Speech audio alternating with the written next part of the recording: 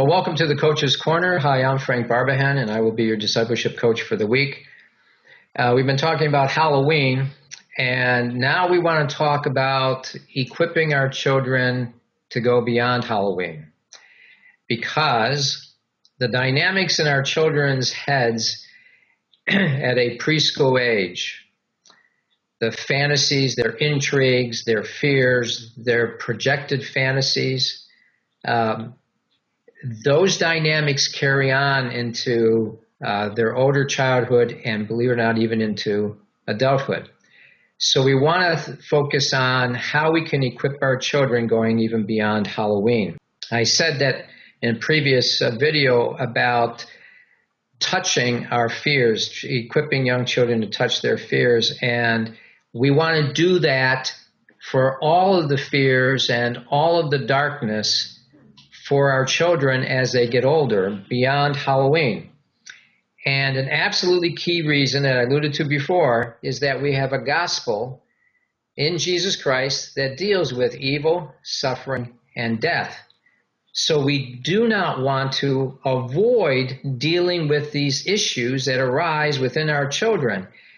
If we avoid it, if we just take the view that all this stuff is of the devil and we try to bury it, we don't equip them to deal with it and face it, and we don't set up an interest in the gospel of Jesus Christ in dealing with evil, suffering, and death, trying to help them desensitize enough to the fears of life that they're willing to actually deal with them. I'll give you a personal example. When my son and I were walking along on a beach along the lake's edge, where we had rented a cabin for the weekend, we came across a dead fish.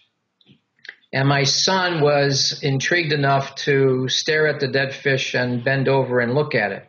So I bent over with him, and he asked me, "Is the fish dead?" And I said, "Yes, it is."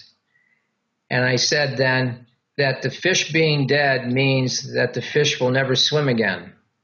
The fish won't do anything again. And I looked at him, and I could tell that he was pondering that. And I asked him if he wanted to touch the carcass.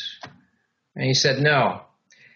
So I gently moved my hand over and touched the dead fish. And then my son on his own moved his hand over and touched my hand to indirectly touch the dead fish.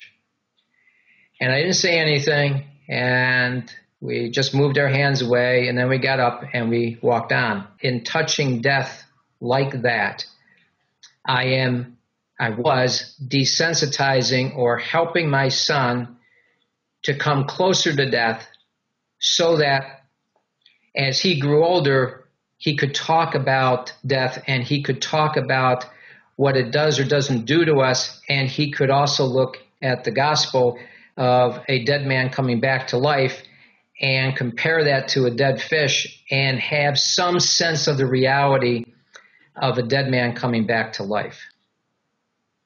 Well, let's leave it there. If you have any questions, feel free to blog me or email me at frank@peakperformancediscipleship.com, frank@peakperformancediscipleship.com. See you next week.